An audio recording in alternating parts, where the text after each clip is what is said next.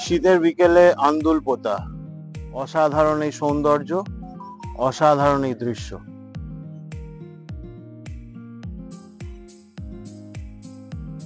Musical man অর্পণ চ্যানেলে সবাইকে স্বাগত জানাই। এবছর অনেক আগে থেকেই আবহাওয়া দপ্তর জাঁকিয়ে শীত পড়ার পূর্বাভাস দিয়েছিল এবং নভেম্বরের মাঝামাঝি সময় থেকেই শহরতলীয় মফস্বলের দিকে তার প্রভাব দেখা গেছে। তো এরকমই একটি শীতের দুপুরে বেরিয়ে পড়েছিলাম আন্দুল পোতার উদ্দেশ্যে। বিদ্যাসাগর সেতু, মা ফ্লাইওভার, রাজারহাট, খড়িবাড়ি রোড হয়ে বসিরহাটের রাস্তা ধরে চলে গিয়েছিলাম আন্দুল পোতা।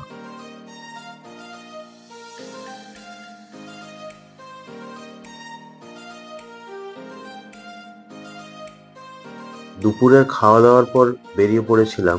স্বাভাবিকভাবেই আন্দুল পোতা পৌঁছতে বিকেল হয়ে গিয়েছিল এবং সময়টা ছিল সূর্যাস্তের সময়।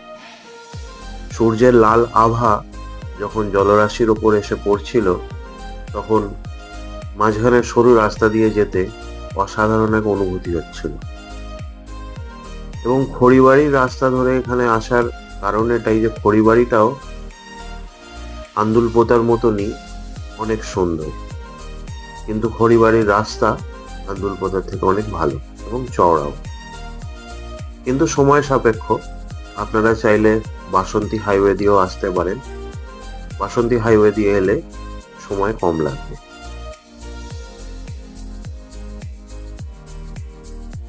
তো পুরো আন্দুল পোতাটা ঘুরে দেখার পরে আপনাদের আর একই রাস্তা ধরে ফেরার প্রয়োজন পড়বে না।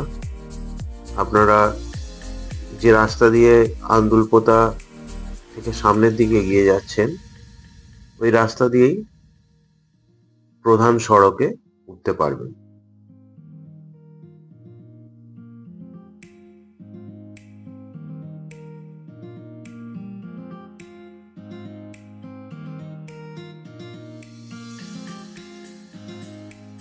আন্দুল পোতা বাংলাদেশের খুবই কাছে। এখান থেকে বাংলাদেশের যশোরের দূরত্ব মাত্র 102 কিলোমিটার। আন্দুল পোতা ঘুরে প্রধান সড়কে ওঠার পর আর খড়িবাড়ির রাস্তা না ধরে বাসন্তী হাইওয়ে দিয়ে বাড়ি ফিরেছিলাম। ভিডিওটি ভালো লাগলে ভিডিওটিতে লাইক দেবেন এবং আমার চ্যানেলটি সাবস্ক্রাইব করে আমাকে ভবিষ্যতে আরো ভালো ভিডিও বানানোর জন্য উৎসাহ দেবেন। অসংখ্য ধন্যবাদ। সবাই ভালো থাকবেন।